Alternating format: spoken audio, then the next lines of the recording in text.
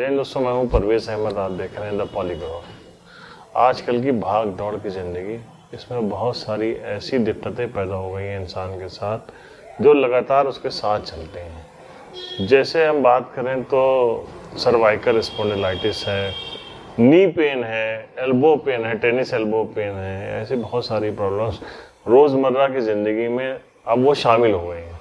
हम उसके लिए सीधे डॉक्टर्स के पास जाते हैं और पेन किलर्स खाते हैं, लेकिन उसका कोई असर नहीं होता। फिर लोग हमें सजेस्ट करते हैं, डॉक्टर सजेस्ट करते हैं कि आप फिजियोथेरेपिस्ट के पास जाइए।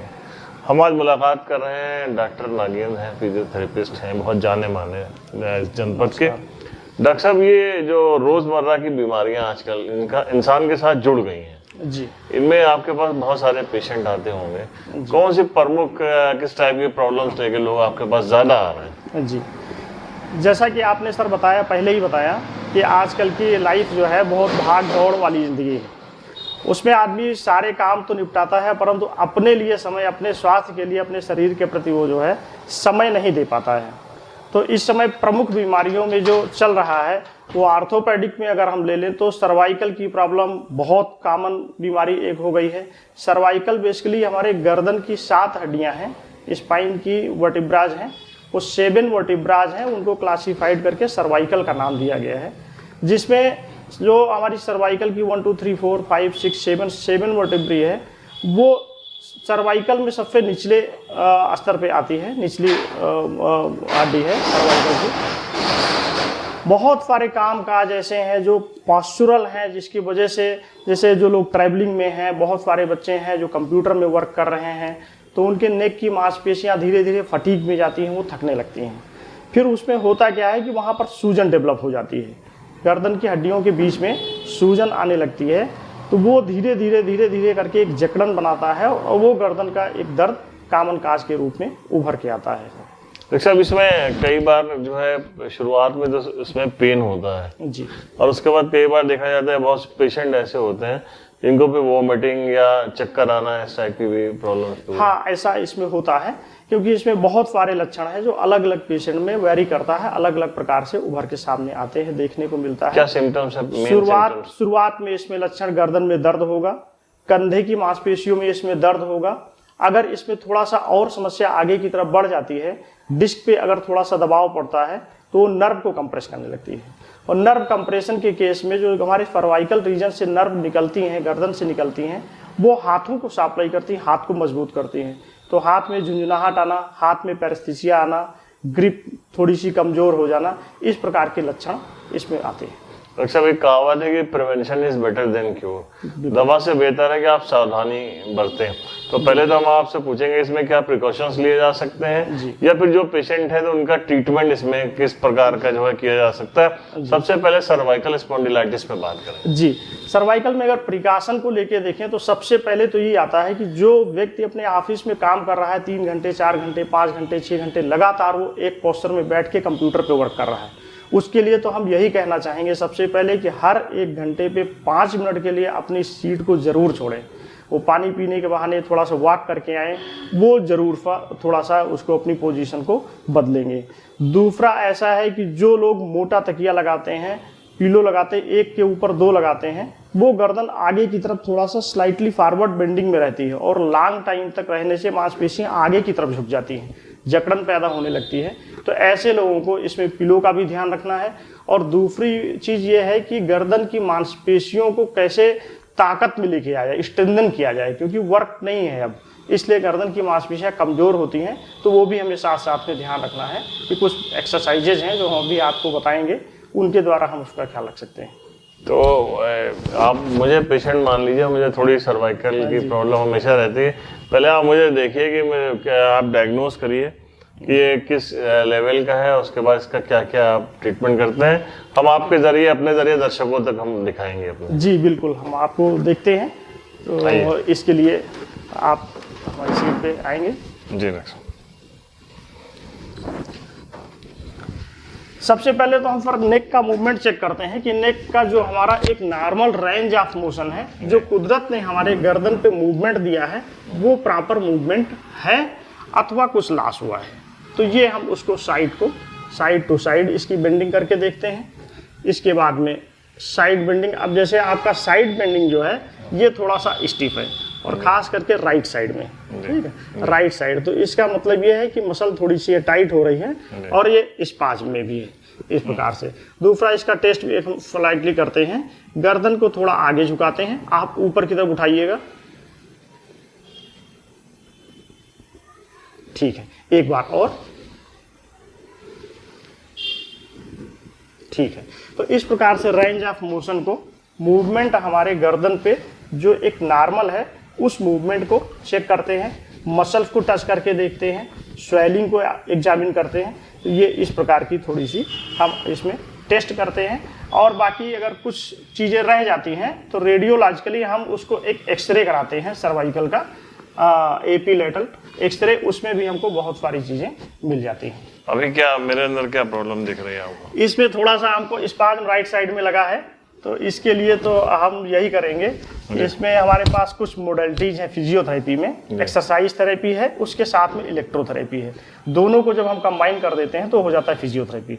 तो इलेक्ट्रोथेरेपी में हमारे पास में अल्ट्रासोनिक थेरेपी है, मसल पे बहुत अच्छा वर्क करती है। उसके साथ में इंफ्रारेड है, उससे हम ब्लड सर्कुलेशन को बढ़ा के मोबिलिटी फ्लेक्सिबिलिटी को बढ़ाने का काम करते हैं। अच्छा, साथ में पेन किलर्स लेना चाहिए कि नहीं लेना चाहिए? देखिए, शुरुआत के केस में पेशेंट बहुत सारे ऐसे आते हैं जिनको पेन बहुत ज़्यादा होता है, तो अपनी फिजियोथेरेपी हम अप्लाइड करते हैं, और उस समय अधिक पेन के साथ में एक्सरसाइजेज नहीं करा पाते हैं।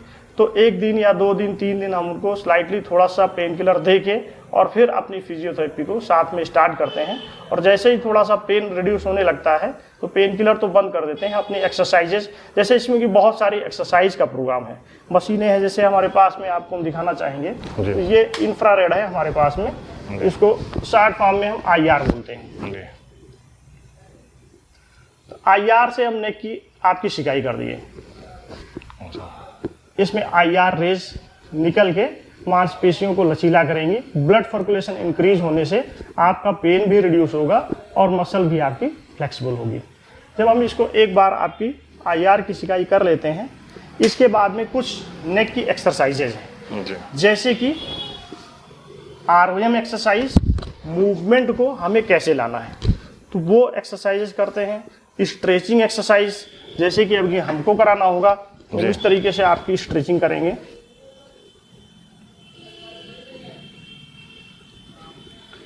ये स्लाइटली प्रेशर देंगे right side, then left side, side rotation, left side, जहां तक आसानी से जाता है, ओवर प्रेशर हमें बिल्कुल नहीं देना है, वहां पे ले जाके 30 सेकेंड होल्ड करेंगे, देन उसको दूसरे साइड में राइट साइड ले जाके नेक को रोकेंगे और यहाँ पर भी 30 सेकेंड होल्ड करेंगे। 3 रिपीटेशन एक मूवमेंट के हमको करना है। और अगली एक्सरसाइज इसमें है कि मसल को हम कैसे, जो वीक मसल है, बार बार तकलीफ ना हो तो उससे कैसे करेंगे। उसके लिए सर मसल स्ट्रेंथनिंग एक्सरसाइज करते हैं। दोनों हाथ वो इस फॉर्म में लेके आएगा, माथे पे लगाएगा और फोर्स देगा हेड से फोर्स देना है हाथ की तरफ, और हाथ से इसे रोक के रखना है। 10 सेकेंड हम इसको होल्ड करेंगे, अच्छी सी ताकत लगेगी। काउंट करेंगे 1 2 3 4 5 6 7 8 9 10। देन इसी तरीके से पीछे आँख से पुट पे हाथ रखेंगे, पीछे की तरफ फोर्स देंगे, 10 सेकेंड होल्ड करेंगे, right side, then left side. Neck के चारों तरफ की मांसपेशियां जो हमारी हैं उन्हें हमें मजबूत करना है। जब हम अपने मांसपेशियों को मजबूत कर लेते हैं तो जो फोर्स हमारे बोन पे अधिक आ रहा होता है वो मसल्स पे आ जाता है, इसलिए फोर्स बोन पे पड़ने वाला कम हो जाता है। तो इसलिए ये एक्सरसाइज इसमें बड़ी महत्वपूर्ण है। डॉक्टर साहब, कभी कभी ऐसा होता है कि सर्वाइकल की वजह से बहुत ही ज़बरदस्त तरीके का सर दर्द होता है, हेडेक। जी हाँ, सर्वाइकल में हेडेक भी एक लक्षण है, लेकिन वो जो सर दर्द होगा वो गर्दन के पिछले हिस्से में ऊपर से होगा, आधे सर में होगा पीछे, वो सर्वाइकल से रिलेटेड पेन होता है। ऐसे टाइम में क्या करना चाहिए? ऐसे टाइम में एक्सरसाइजेज है, सिकाई है, और साथ में कुछ ऑइंटमेंट या लिनीमेंट का भी सहारा ले लेते हैं। अच्छा जी। तो इसके अलावा और इसमें कैसे, इसका क्या ट्रीटमेंट इसमें है? बहुत सारी चीज़ें हैं। अगर नर्व कंप्रेशन हो रहा है हम लोग CBRT को देखते हैं। अगर नर्व कंप्रेशन हो रहा है तो उसके लक्षण हाथों में आएंगे। जैसे वो हाथ में कैसे आएगा, झुंझुनाहट के रूप में आएगा, उंगलियों में, फिंगर के टिप्स पे थोड़ा भारीपन पेशेंट बताएगा। तो उस केस में हमारे पास में सर्वाइकल ट्रैक्शन है। तो ये सर्वाइकल का कफ है, इसे हम धीरे से सर्वाइकल नेक के रीजन में, सर आप नीचे रख लीजिएगा,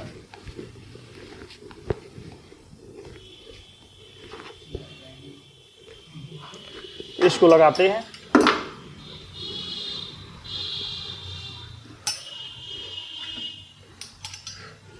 मशीन को ऑन करेंगे। इसमें कुछ चीज़ें हमारे सेटिंग की होती हैं जो हमें करना होता है पेशेंट के वेट के हिसाब से, कि हमें उसे वेट कितना देना है, कितना उसे होल्ड टाइम रखना है, कितना उसे रेस्ट टाइम रखना है। और इसके बाद में लास्ट सेटिंग में हम टाइम को सेट करते हैं। अब ये हम अगर 10 मिनट की इसी सेटिंग करते हैं तो 10 मिनट तक ये 8 kg वेट पे होल्ड टाइम 20, रेस्ट टाइम 1, ये ट्रीटमेंट इसका चलेगा 10 मिनट तक। इससे हाथों में आने वाले जो सिम्टम है, नसों के द्वारा फैलने वाले दर्द, उसमें बहुत ज़्यादा राहत मिलती है।